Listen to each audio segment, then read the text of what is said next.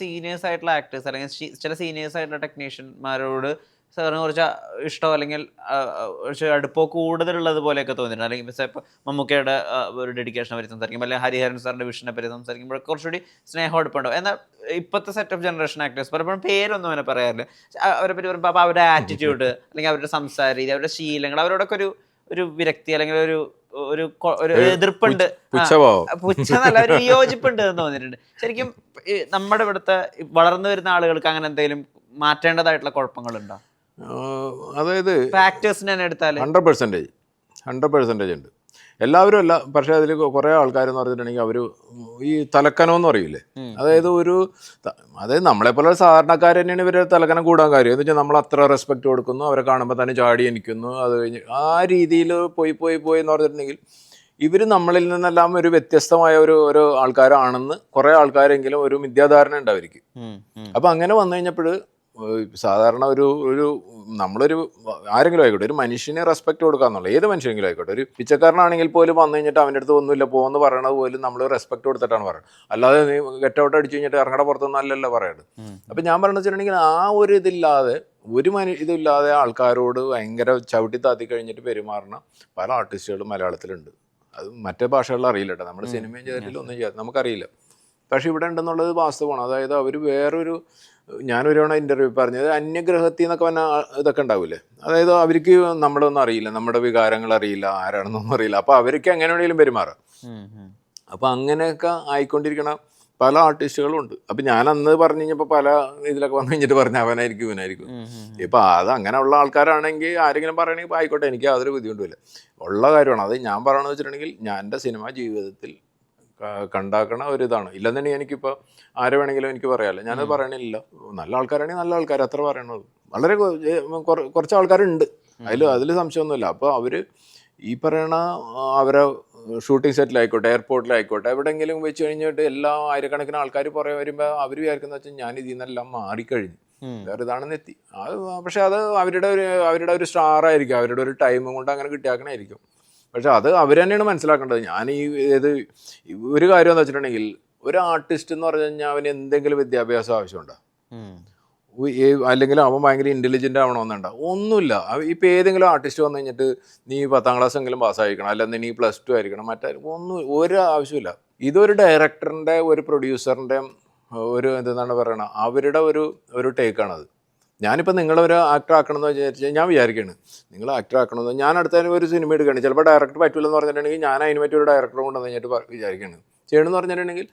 പിന്നെ നിങ്ങൾക്ക് അഭിനയിക്കാൻ കഴിവില്ലെന്നുണ്ടെങ്കിൽ ഇത് കളിമണ്ണ് പോലെയാണ്. കളിമണ്ണ് ഇപ്പം എൻ്റെ കയ്യിൽ കിട്ടിക്കഴിഞ്ഞാൽ കളിമണ്ണ് തന്നെയാണ്, എനിക്കൊന്നും ചെയ്യാൻ പറ്റില്ല. ആ കളിമണ്ണ് തിരിച്ച് കഴിഞ്ഞിട്ട് ഒരു ഇതുണ്ടാക്കണ ഒരു കല എന്ന് പറഞ്ഞാൽ ആര് വേണം, ഗാന്ധിജിനൊക്കെ എന്നെയൊക്കെ നിങ്ങളൊക്കെ ആരെയും ചെയ്യും, അത് അവൻ്റെ കഴിവാണ്. അതേപോലെയാണ് ഡയറക്ടർ. ഞാനിപ്പോൾ ഹരിഹർ സാർ എന്ന് പറഞ്ഞിട്ടുണ്ടെങ്കിൽ നമ്മൾ ആര് പറയുമ്പോൾ ഹരി സാർ പറയും അഭിനയിക്കണത് എന്താ വിട്, അത് ഞാൻ ചെയ്തോളാം. എന്ന് വെച്ചാൽ പുള്ളിക്ക് അതിനുള്ള കഴിവുണ്ട്.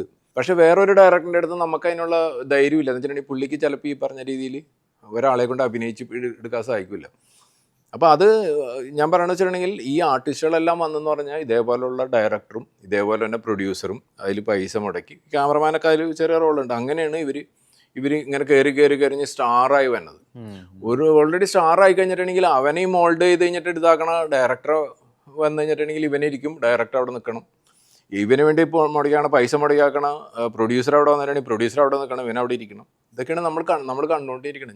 അത് മാത്രമാണ് ഞാൻ ഉദ്ദേശിച്ചത്. മാർക്കോ എന്നുള്ള സിനിമ മലയാളത്തിൽ വേറെ രീതിയിൽ തന്നെ ചർച്ച ചെയ്യപ്പെടുന്നത്, വലിയ സാമ്പത്തിക വിജയം കരസ്ഥമാക്കിയിട്ടുണ്ട്. അവിടെ നമ്മൾ ശ്രദ്ധിക്കേണ്ട 2 കാര്യങ്ങൾ. മാർക്കോ സ്ഥിരമായിട്ട് മലയാള സിനിമയിൽ 2022 ശേഷം ഫോളോ ചെയ്യുന്ന ഒരു പ്രൊമോഷണൽ രീതികളും ഫോളോ ചെയ്തിട്ടില്ല.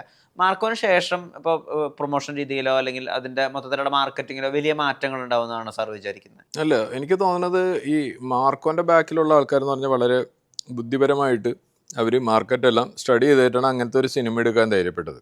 അവർ മിക്കവാറും ടാർഗറ്റ് ചെയ്ത എന്തായാലും അങ്ങനത്തെ ഒരു സിനിമ എടുക്കുമ്പോൾ A സർട്ടിഫിക്കറ്റ് ആയിരിക്കുമെന്നും ഈ പറയണ ബിലോ 18 കയറാൻ പറ്റൂലെന്ന് എല്ലാവരും ഇവർക്കറിയാം. അപ്പോൾ കുറേ അധികം പരിമിതികളുണ്ട്. നമ്മളൊരു 18 വയസ്സിൽ താഴെ എന്ന് പറയുമ്പോൾ തന്നെ എത്രയോ ഫാമിലികൾ പോകില്ല, യങ്സ്റ്റേഴ്സ് ആണല്ലോ ഇപ്പോൾ കൂടുക. അപ്പോൾ ഇവരെല്ലാം ഒഴിവാക്കിയിട്ട് ചെയ്യുമ്പോൾ എന്ന് പറഞ്ഞിട്ടുണ്ടെങ്കിൽ അവരുടെ ഒരു പ്രോപ്പറായിട്ടുള്ള ഒരു പ്ലാനിങ്ങും ഒരു മാർക്കറ്റ് സ്റ്റഡി ഉണ്ടായിരുന്നു. അപ്പോൾ അവർ മിക്കവാറും ടാർഗറ്റ് ചെയ്താക്കണത് ഈ KGF ഒക്കെ പോലത്തെ ഇതേപോലെ വയലൻസും ഇതൊക്കെ ഉള്ള കുറേ സിനിമകൾ വന്നുകൊണ്ടിരിക്കും. ഇംഗ്ലീഷിലെ പല സിനിമകൾ വന്നുകൊണ്ടിരിപ്പുണ്ട്. ഇപ്പോൾ ഈ ഗ്ലാഡിയേറ്റർ ടൈപ്പ് ഒക്കെ സിനിമകൾ വന്നു കഴിഞ്ഞിട്ട് ഇവിടെ സൂപ്പർ ഹീറ്റ് ആയിട്ട് ഓടുന്നുണ്ട്. അതും ഈ പറയുന്ന രീതിയിൽ 18+ ഒക്കെ ആയിട്ട് ഓടുന്നുണ്ട്. അപ്പോൾ അങ്ങനത്തെ ഒരു ടാർഗറ്റിനെ കണ്ട് അതിൻ്റെ ഒരു കറക്റ്റ് ആയിട്ടുള്ള കാൽക്കുലേഷൻ നടത്തി ഇത് ആ രീതിയിലാണ്. അപ്പോൾ അതിൻ്റെ പിന്നെ പ്രൊമോഷൻ എന്ന് പറഞ്ഞാൽ ഇതുവരെ ആരും ചെയ്യാത്ത രീതിയിലുള്ള, പ്രത്യേകിച്ച് സോഷ്യൽ മീഡിയയിൽ എന്ന് പറഞ്ഞിട്ടുണ്ടെങ്കിൽ അവർ ഏത് ഇത് നോക്കിക്കഴിഞ്ഞിട്ടുണ്ടെങ്കിലും ഈ മാർക്കോ തന്നെയാണ് നിൽക്കുന്നത്. അപ്പോൾ അത് ഹിന്ദിയിൽ വരാൻ പോണ്, തമിഴിൽ വരാൻ പോണ്, തെലുങ്കിൽ വരാൻ പോണ്. അപ്പോൾ ഒരു വ്യത്യസ്തമായ ഒരു എനിക്ക് തോന്നുന്നു അതിൻ്റെ ടീം അങ്ങനെ ആയിരിക്കുള്ളൂ. നമുക്കറിയാൻ പാടില്ലാത്ത രീതിയിലുള്ള ഇത് ചെയ്തിട്ടുണ്ട്. അപ്പോൾ അവർ ചിലപ്പോൾ അതിൽ അത്തരം സ്പെൻഡ് ചെയ്തിട്ടുണ്ടാവുമായിരിക്കും. മനസ്സിലായില്ലേ? നമുക്കിപ്പോൾ ഒരു സിനിമ ചെയ്യുന്ന സമയത്ത് നമുക്കൊരു കാൽക്കുലേഷൻ ഉണ്ട്, ഇത്ര ഈ സിനിമക്ക് സ്പെൻഡ് ചെയ്യാന്ന്. പക്ഷെ അവരുടെ ഒരു ചിന്തകളൊക്കെ വേറെ രീതിയിലായിരിക്കാം. നമ്മൾ പോണ ഒരു വഴിയായിരിക്കില്ല. അപ്പോൾ ആ രീതിയിലൊക്കെ ചെയ്തിട്ടുണ്ടായിരിക്കും. എന്തായാലും അതിപ്പോൾ ഒരു സൂപ്പർ ഹിറ്റായി. ഇപ്പോൾ എനിക്ക് തോന്നുന്നു ഹിന്ദിയിൽ, ഇപ്പോൾ തെലുങ്കിൽ വന്ന്, അത് ശരിക്കും പറഞ്ഞാൽ ആ രീതിയിലൊക്കെ സിനിമകൾ വന്നെന്ന് വെച്ചാൽ ഇതേപോലത്തെ സിനിമകൾ വന്നിട്ട് ഇവിടെ നിന്ന് കോടികൾ വേറെ സ്റ്റേറ്റിലോട്ട് പോകുന്ന സമയത്താണല്ലോ ഇവർ വന്നു കഴിഞ്ഞിട്ട് ഇവിടെ തന്നെ ചെയ്യുന്നത്. ഒരു ഇൻഡസ്ട്രിയിൽ ഒരു ഭയങ്കര ഒരു പോസിറ്റീവായിട്ടുള്ള കാര്യം. പിന്നെ ആ സിനിമ എന്താണെന്ന് ഞാൻ ഇതുവരെ കണ്ടിട്ടില്ല. പക്ഷെ അത് നല്ല രീതിയിൽ ഓടിക്കൊണ്ടിരിപ്പുണ്ടെന്നുള്ളത് ഒരു വാസ്തവമാണ്. മൊത്തത്തിലൊരു വിപ്ലവകരമായിട്ടുള്ള മാറ്റം കാണുന്നു. ഭയങ്കരമായി. പ്രത്യേകിച്ച് ഇതിന് എൻ്റെ ഒരു കണക്കൂട്ടലനുസരിച്ച് കഴിഞ്ഞിട്ട് ഇതല്ല, ഭയങ്കരമായിട്ട് പുറത്ത് മാർക്കറ്റ് ഉണ്ട് ഇങ്ങനത്തെ സിനിമകൾ. പ്രത്യേകിച്ച് ഇങ്ങനത്തെ ആ സിനിമയുടെ ഒരു ഇതനുസരിച്ച് അതൊരു സ്റ്റോറി ബേസ് സിനിമയല്ല, ആക്ഷൻ ബേസ് സിനിമ. അപ്പോൾ അതിപ്പോൾ ഈ ഫാർ ഈസ്റ്റ് ആയി കഴിഞ്ഞിട്ടുണ്ടെങ്കിൽ ആഫ്രിക്കയിലും ഇപ്പോൾ ഈ പറയണ ലാറ്റിൻ അമേരിക്കയിലും ഒക്കെ എന്ന് പറഞ്ഞാൽ ഭയങ്കരമായിട്ട് ചിലപ്പോൾ അത് കളക്ട് ചെയ്യാൻ സാധ്യത ഉള്ളതായിരിക്കും. ഇപ്പോൾ ഇവർ ഫ്രഞ്ചിലോട്ട് ഇതിനെ ഡബ് ചെയ്ത് കഴിഞ്ഞിട്ട് ലാറ്റിൻ അമേരിക്ക ഒരുമാതിരി എല്ലായിടത്തും ഇവർക്ക് അറിയാലോ, അർജന്റീന, ബ്രസീൽ അവിടെയൊക്കെ എന്ന് പറഞ്ഞാൽ ഭയങ്കര ഡിമാൻഡ് ഉള്ളതാണ്. അവർക്ക് ഇങ്ങനത്തെ ഇതൊക്കെ കാണും. അതേപോലെ തന്നെ ആഫ്രിക്കയിൽ കുറേ രാജ്യങ്ങളിൽ പോകണതാണ്. അപ്പോൾ ഇവർക്ക് ഇതിനൊരു ബിസിനസ് സാധ്യത എന്ന് പറഞ്ഞിട്ടുണ്ടെങ്കിൽ ഇത് ഇങ്ങനെ ഒരു പാൻ വേൾഡ് സാധ്യതയുണ്ട്. എന്തായാലും സാധ്യതയുള്ള സിനിമയാണ്. ഇപ്പൊ അന്ന് 2018 റിലീസായതിനു ശേഷം ശ്രീ രജനീകാന്തുമായിട്ടൊരു മീറ്റിംഗ് നടത്തുകയും അദ്ദേഹമായിട്ട് ചേർന്ന് ഒരു ഫോട്ടോ എടുക്കുകയൊക്കെ ചെയ്തിരുന്നു. അപ്പൊ ആ സമയത്ത് ഒരു റൂമർ ഉണ്ടായിരുന്നു, അത് രജനീകാന്തിനെ വെച്ചുകൊണ്ട് കാവ്യ ഫിലിം പ്രൊഡക്ഷൻസിന്റെ ബാനറിൽ ജൂഡ് ആന്റണി ഡയറക്ട് ചെയ്യുന്ന ഒരു സിനിമ വരുന്നു, അങ്ങനെ ഒരു കാര്യമൊക്കെ. അതിനെന്തെങ്കിലും സത്യാവസ്ഥയുണ്ടോ? ഒരിക്കലും സത്യം. അത് നമ്മളതിനെപ്പറ്റി ചിന്തിച്ചു. അതായത് ഈ 2018 ഇവിടുന്ന് ഇന്ത്യ എന്ന് നോമിനേറ്റ് ചെയ്തിരുന്നല്ലോ, ഓസ്കാറിലോട്ട് നോമിനേറ്റ് ചെയ്തിരുന്നു. അപ്പം നമ്മൾ ഈ പറയണ കുറേ ഇന്ത്യയിൽ തന്നെ ഏകദേശം 100-ന് മേലെയോളം ഈ വോട്ട് ചെയ്യാനായിട്ടുള്ള മെമ്പേഴ്സ് ഉള്ളതാണ് ഇന്ത്യയിൽ.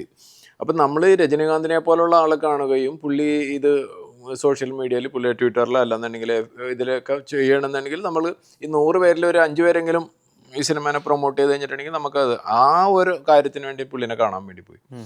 അങ്ങനെ പുള്ളി അത് ചെയ്യാമെന്ന് പറഞ്ഞ്. പക്ഷെ എന്തായാലും ഓസ്കാറിൽ നമുക്ക് ഇത് കിട്ടിയില്ല. അതിനു വേണ്ടി പോയതാണ്, അല്ല നമ്മൾ വേറെ ഒരു ഉദ്ദേശം ഉണ്ടായിരുന്നു. എന്തായിരുന്നു സിനിമയെ പറ്റിയിട്ട്, മലയാള സിനിമയെ പറ്റി പൊതുവിൽ അദ്ദേഹം പുള്ളി ഭയങ്കര രജനീകാന്ത് അറിയാലോ, ഭയങ്കര ഒരു പോസിറ്റീവായിട്ട് മാത്രം സംസാരിക്കണത്.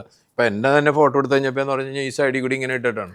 നമ്മുടെ മലയാളത്തിലുള്ളവനൊക്കെ എന്നെങ്കിൽ ആ സൈഡിലോട്ട് ഇങ്ങനെ മാറി നിൽക്കും. നമ്മളാ ഒരു കൈ ഇങ്ങനെ ഇട്ട് പിടിക്കുമ്പോൾ തന്നെ എന്ന് പറഞ്ഞാൽ നമ്മൾ വേറൊരു ലോകത്തോട്ട് പോവുകയാണ്. പ്രത്യേകിച്ച് ഇയാളെ പോലെ നമ്മുടെ ചെറുപ്പത്തിൽ തുടങ്ങി കണ്ടാക്കണം ഈ ഇത്ര വലിയ സിനിമകളൊക്കെ ചെയ്താക്കണം ഒരാൾ നമ്മുടെ അടുത്ത് നിൽക്കുന്നു ചെയ്യുമ്പോൾ അതാണ് പുള്ളിയുടെ ഒരു എല്ലാവർക്കും സഹായിക്കണ കാര്യമല്ല. എന്ന് വെച്ചാൽ പുള്ളിക്ക് നമ്മൾക്കറിയാം, ഒന്ന് കൈ ഇങ്ങനെ പൊട്ടിച്ച് കഴിഞ്ഞിട്ടുണ്ടെങ്കിൽ ഇവൻ വേറൊരു ലോകത്തോട്ട് പോകുമെന്ന് പുള്ളിക്കും അറിയാം. അപ്പോൾ അങ്ങനെ ഒരു പോസിറ്റീവ് മാത്രമാണ് സംസാരിച്ചത്. പുള്ളി പറഞ്ഞു നിങ്ങൾ ഓസ്കാറിൽ പോയിട്ട് ഓസ്കാർ മേടിച്ചുകൊണ്ട് പോവാം. ചിലപ്പോൾ പുള്ളിയുടെ മനസ്സിൽ എന്ന് പറഞ്ഞാൽ ഇവിടെ ഇന്ന് ഇന്ത്യ എന്നൊരു സിനിമക്കൊക്കെ ഓസ്കാർ കിട്ടണം എന്ന് പറഞ്ഞിട്ടുണ്ടെങ്കിൽ അത്ര എളുപ്പമുള്ള കാര്യമല്ല എന്നുള്ളത് ഇപ്പം എനിക്കറിയാമെന്നെനിക്ക് പുള്ളിക്ക് കുറേ കൂടി അറിയാൻ പറ്റും. ഇങ്ങനെ വളരെ പോസിറ്റീവായിട്ട് നിങ്ങൾക്ക് എന്തായാലും കിട്ടും ആ രീതിയിൽ തന്നെയാണ് നമ്മളെ കുറച്ച് ബൂസ്റ്റ് ചെയ്തിട്ട് തന്നെയാണ് പുള്ളി സംസാരിച്ചത്. പിന്നെ 2018 എനിക്ക് തോന്നുന്നു രജനി സാർ കണ്ടിരുന്നില്ല, പക്ഷേ പുള്ളിയുടെ മകൾ കണ്ടിട്ടുണ്ടായിരുന്നു. അപ്പോൾ അതിനെപ്പറ്റി പറഞ്ഞുകൊണ്ട് പുള്ളി പറഞ്ഞു ഞാൻ ഡെഫിനറ്റായിട്ട് ഞാൻ കാണാമെന്നൊക്കെ ഞങ്ങളുടെ അടുത്ത് പറഞ്ഞു.